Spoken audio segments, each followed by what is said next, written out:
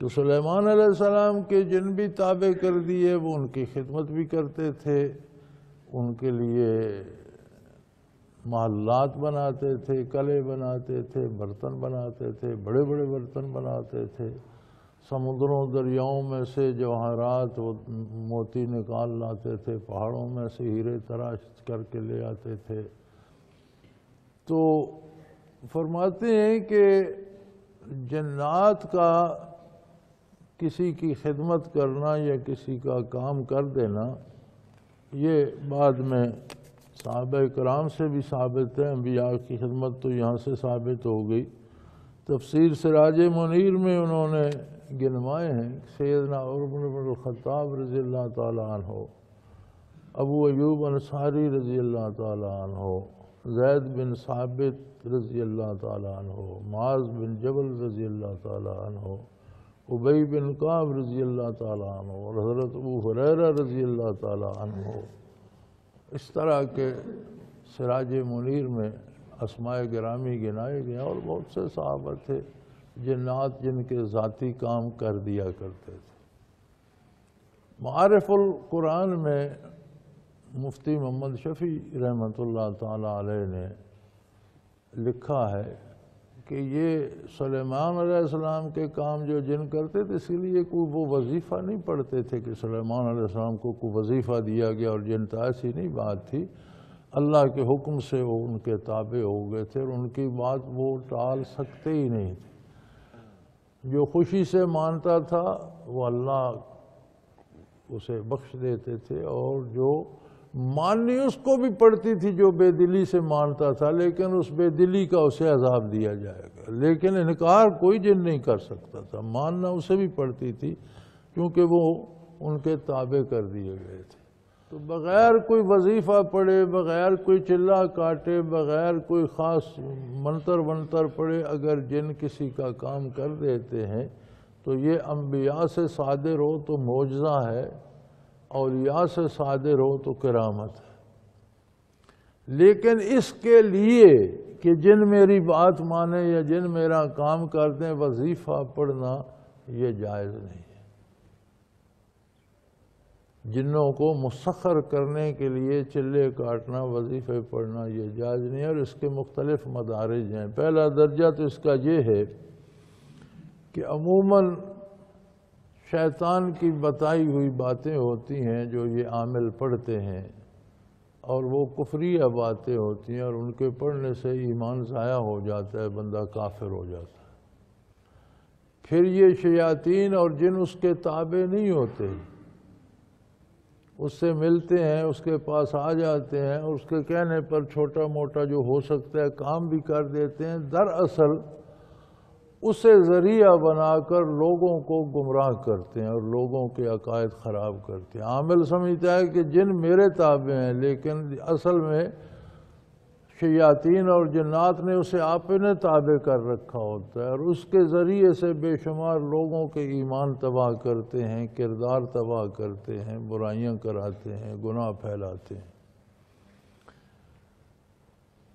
تو کوئی ایسے جملے جن میں کفر ہو، ان کا چلہ کاٹنا، وظیفہ پڑھنا کفر ہے۔ کوئی ایسا کلام جس کا معنی آپ نہیں جانتے، اس کا پڑھنا بھی حرام ہے۔ کیا خبر اس کے معنی میں کفر ہے، شرک ہے، کیا پوشیدہ ہے، تو اس کا پڑھنا بھی حرام ہے۔ اور سرے سے یہ عمل کرنا، اس کی شرعاً اجازت نہیں ہے۔ اللہ کی ساری مخلوق کو اللہ نے آزاد پیدا کیا ہے، کوئی کسی کا غلام نہیں، سب اللہ کے غلام ہیں۔ اللہ کی اطاعت سب کو کرنی ہے، اور جو جو طریقے زندگی اللہ نے عطا فرمائے اس کے مطابق رہنا ہے۔ پھر آخر میں علماء فرماتے ہیں کہ کلام جائز ہو، جیسے قرآن کی کچھ آیات ہوں یا کوئی سورت ہو، کلام جائز ہو، اور اس غرض سے پڑھی جائے کہ اس کے پڑھنے سے جنات کے شر سے خود بچا جائے یا دوسرے لوگوں کو ان کے شر سے بچایا جائے، تو یہ جائز ہے۔ لیکن پھر اس پر بھی لکھتے ہیں کہ اسے پیشہ بنانا حرام ہے۔ یعنی یہ جائز ہے کہ جو کلام آپ پڑھتے ہیں، وظیفہ پڑھتے ہیں، اس کا مفہوم درست ہو یا وہ قرآن یا حدیث میں سے ہو، وہ پڑھنا جائز ہو، اور اس سے جنات کو آپ بھگا سکیں یا لوگوں کو تکلیف سے نجات دلا سکیں، تو یہ جائز ہے کہ اپنی حفاظت کر سکیں یا لوگوں کو حفاظت کر سکیں لوگوں کی۔ لیکن اسے پیشہ بنانا اور اس پر لوگوں سے اجرت لینا پھر حرام ہے۔ یعنی یہ پیشہ نہیں ہے کہ جنات قابو کیے جائیں اور ان کے ذریعے دولت کمائی جائے، یہ حرام ہے، یہ جائز نہیں ہے۔ اور کچھ لوگ ویسے ہی ایسے وظیفے پڑھتے ہیں کہ جنات آ کر رقم رکھ جاتے ہیں، جی ہم مصلے پر بیٹھتے ہیں تو مصلے کے نیچے سے پیسے نکل آتے ہیں۔ بھائی جنات نے کوئی ٹیکسال لگائی ہوئی ہے یا ان کے باپ کا کوئی پریس ہے کہ وہاں سے چھپوا کے لے آتے ہیں؟ اگر جنات لاتے بھی ہیں تو میرے آپ کے اٹھا کے لے آتے ہیں، کسی اور کے اٹھا کر آپ کے مصلے کے نیچے رکھ گئے تو وہ پھر حرام ہو گئے۔ لوگوں سے اجرت لینا بھی حرام ہے کہ یہ تعویذ دوں گا اس سے آپ جن سے ٹھیک ہو جائیں گے، مجھے پیسے دیں، یہ بھی حرام، یہ پیشہ بنانا حرام ہے۔